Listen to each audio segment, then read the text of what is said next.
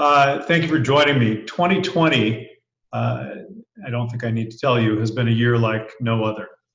It has presented tremendous challenges, but in those challenges, in these crises, there's also real opportunity. Opportunity to rethink old ways of doing business and advance a future that works for everyone. So today I want to talk about two big ideas for our criminal legal system, and specifically for the King County Correctional Facility, which is the downtown Seattle adult jail, and the detention wing of the Children and Family Justice Center on Capitol Hill. Now, as we confronted the pandemic, I made it clear that we needed to protect detention employees and the inmates, the people who've been detained, from infection, and to provide what public health considers to be appropriate distancing for everyone in the facilities. We needed to quickly reduce the number of people in custody, and also to make special arrangements to protect those who are the most medically vulnerable. We did that, and now we are determined to make permanent that reduction in the jail population, and to create alternatives to incarceration that are less traumatic, more restorative, better for public safety, and a better use of public money. You see, I continually have to remind our own employees as well as the public of this. 3 out of every $4 in the county general fund is spent on courts and crime and corrections. People are talking a lot about defunding the police right now, but we are paying into an entire legal system, a criminal legal system, money that could be better used to promote opportunity and human potential and, yes, safety, the kinds of work that King County does best with its human services and public health programs. Completed in 1986, the King County Correctional Center is a decrepit and it's expensive to operate, and its physical layout does not lend itself to behavioral health or other care that is very much needed.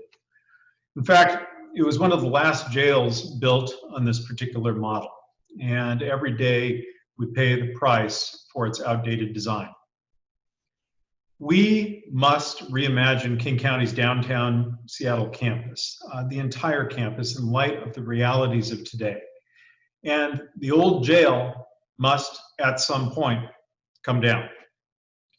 As we prepare the budget for later this year, I intend to propose a phased closing of the King County Correctional Center to begin after the pandemic has passed. Until then, we should seek to change detention and the criminal legal system to emphasize prevention, diversion, rehabilitation, and harm reduction. And I now want to talk about another facility, the detention portion of the Children and Family Justice Center. In mid-March, there were 43 youth in juvenile detention. We have worked and managed to reduce that number to just 19 over this past weekend. And in fact, when I was first elected King County Executive, the average number of youth in detention on a daily basis was 84. But we made zero youth detention our mission, and we have determinedly, relentlessly worked to drive down the number of youth in custody. How? Through prevention, through alternatives, through the hard work of people throughout the criminal legal system and throughout the community. People doubted our commitment, my commitment, but those people were and are wrong. The old 212-bed youth detention building is no more. It has been bulldozed. It is nothing but a gravel lot. The new Judge Patricia H. Clark Children and Family Justice Center, with far more room for services needed not just by children who are involved in the criminal system, but by kids going through issues around foster care and parenting. That opened on February 15th. It will take hard work and determination to keep the youth detention numbers at these historic lows. But with the confidence that we can, I will propose capital funding to further reduce the space available for detention and convert that space to therapeutic and community use. And I will propose additional investments to help create more safe and community-based solutions for the increasingly difficult youth cases that remain, and seek to fully convert the remaining youth detention capacity to other uses as quickly as possible, but no later than 2025. Now, as I said yesterday, the path to zero youth detention gets steeper and steeper from here, and only an all-out concerted effort from government and from community partners is going to get us to that summit.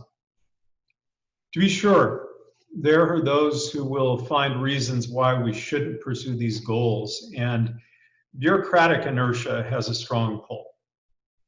But I am intent on shifting public dollars away from systems that cannot deliver what we need, that leave us far short of our goals. We need to instead fund community supports that keep the public safe and put people on a path to success. We have to seize the opportunity of this moment to advance that vision and make it real. Now, before we turn it over for questions, I want to address a few that I've heard and help provide some clarity. First, with the COVID-19 outbreak, we worked to reduce the numbers in adult detention. There were about 1,900 adults in detention in mid-March. Today, we have reduced that to 1,300, and we've managed to hold at that number roughly for many weeks now. We intend to keep it that way.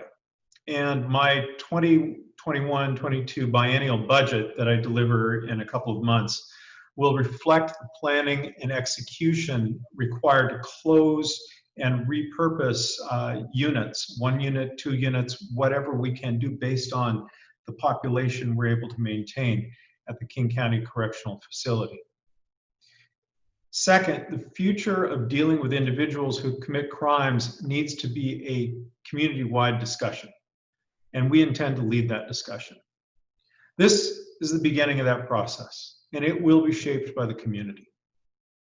As I mentioned, the facilities associated with this new vision for the criminal legal system will be part of a broader civic campus planning discussion.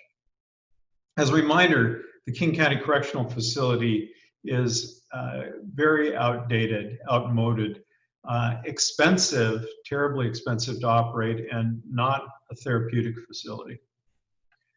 Third, I've heard from people that they assume that when this transformation takes place, we're going to conduct business as usual, but simply shut down the Seattle jail and send everyone to the Regional Justice Center in Kent. No, that is not true. Now, like I said, this is an opportunity to rethink how we deal with people who victimize others, how we help get them back on track and reduce the threat to the community. From the facilities we operate to the approaches taken by legal system leaders to the community programs and partnerships that are absolutely indispensable to achieving these goals. It is a tough conversation. These are not easy things to achieve, but we know from the progress we've made that we can achieve them if we work together. It's a conversation that we are going to lead, and that conversation begins today. I'd be happy to take whatever questions you might have. All right, and to our attendees, just a reminder, use the raise your hand function to get your question asked. First up will be Hannah Scott from Iowa Radio. So really quickly, there's already some criticism of the plan to get to no youth detention by 2025 rather than immediately. What would you say to those critics? And as far as the adult facility, there are many people in King County who already feel that there are people who should be in jail that are not being put in jail. What would you say to them about this proposal to that it would keep the community safe still? Yeah. So I will start with the latter question first.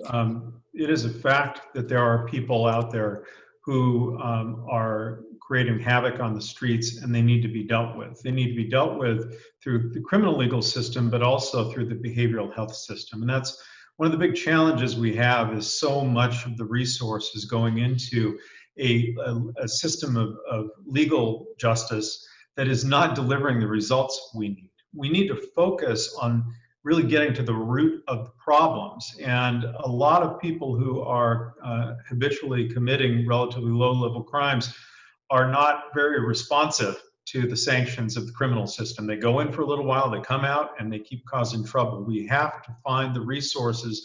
We have to direct our energies to breaking that cycle. That is what's going to make the community safer. And there are still going to be people who need to be detained, and we need to have a detention system that is not causing people to become more likely to commit crime, but is causing them to be less likely to commit crime, to find the ways to deal, even as they're being detained and kept from causing harm, that they are getting back on track, that we're figuring out what they got going on and how we can make them into not a continuing lifelong liability for the community, but people who actually are able to contribute to their families and to the community. On the youth detention date, I am used to being criticized about youth detention. I'm very aware of the fact that there are jail abolitionists who want the detention facility, which is only a relatively small part of the Children and Families Justice Center, closed immediately. But for the youth there who are charged with extremely serious crimes, many of them, we don't have viable alternatives yet. I believe that we can develop those alternatives, but it is going to take an awful lot of work. There are great community-based organizations working right now helping keep kids out of detention by surrounding them with mentorship. We have obviously access to things like electronic home monitoring, but that alone doesn't work. You have to have the community mentors, the responsible adults around them to keep them safe and to keep others safe. But there are a whole lot of government programs as well that are working to keep kids out of detention. I would cite one that's actually operating in a non-secure detention portion of the Children and Families Justice Center. It's called FERS. It's an acronym, but it's essentially for kids who are arrested because there's domestic violence going on in the family. When the police go, they arrest everyone, and they bring the kids there, and instead of going into jail, they go into this safe place, this program where they can get a good night's sleep, that folks can begin to work on the family's challenges and ultimately be able to reunite that family. We are developing more of those kinds of approaches that tend, unlike traditional approach, not to exacerbate the problem, but to begin to address the problem, to identify the root causes, and to get families and individuals back on track. Thank you for your question. And I guess let me just say, the getting to zero youth detention or being able to close down centralized youth detention it requires a lot of work by a lot of players, public and private. It requires the development of the programmatic infrastructure and sometimes the physical infrastructure, like safe places for young people to stay if they're not able to be at home. That is not something you can do overnight. And in fact, that is the work we've been doing all along, and is going to require all of us to pitch in and move the community toward that vision. All right, next up is Matt Markovich. Thank you, Chase. Thanks, Dow. Can you just address really some real basic questions that people have when they hear about the phasing out of the jail, and how you're planning to deal with violent offenses where judges have decided that they can't be released on the street and they're a risk to public safety? The judges rely on a place to detain people. Can you address those questions? Yeah. When there is someone who is committing violence against another human being, a judge is absolutely right to ensure that person's detained somewhere safe until they are no longer a threat to the community. And that is what detention should be for. It should not be a be-all and end-all for every societal problem. And that is true of the justice system generally. The police shouldn't be asked to solve every community problem. The courts shouldn't be asked to solve every challenge we have in our society. And the jails shouldn't be the place where we send everyone who has a substance use disorder or a mental health challenge or a domestic dispute in the home. There are lots of ways in which we have conveniently turned to this one system, the criminal legal system, to try to solve a whole world of problems. But yes, for people who commit violent acts against others, clearly judges need to have a place where that person can be kept safely, securely, and we hope without making the situation even worse. Kept safely and securely so that the rest of the players in the system, both in the justice system, the public health and human services system, can focus in and begin to address what's going on there. All right, next up is Ashley Archibald. Oh, delightful. Okay, well, thank you so much for taking the question. I really appreciate it. I am curious, people have been arguing against youth detention for at least 8 years now since the measure passed in King County. Why now specifically is King County looking at another direction? Well, there are two reasons. One, we've been working over time to reduce the use of the justice system to solve these broader problems and also reduce the use of detention, both for youth and adults. And we've been pretty successful with youth. Remember, the old detention facility for youth that was built in 1953 had 212 beds. It was for a county that was 1/3 the size of what the county is today. And yet we've managed to reduce the youth population there to 20 or less. That is because we have been thinking more broadly and more holistically and just being smarter.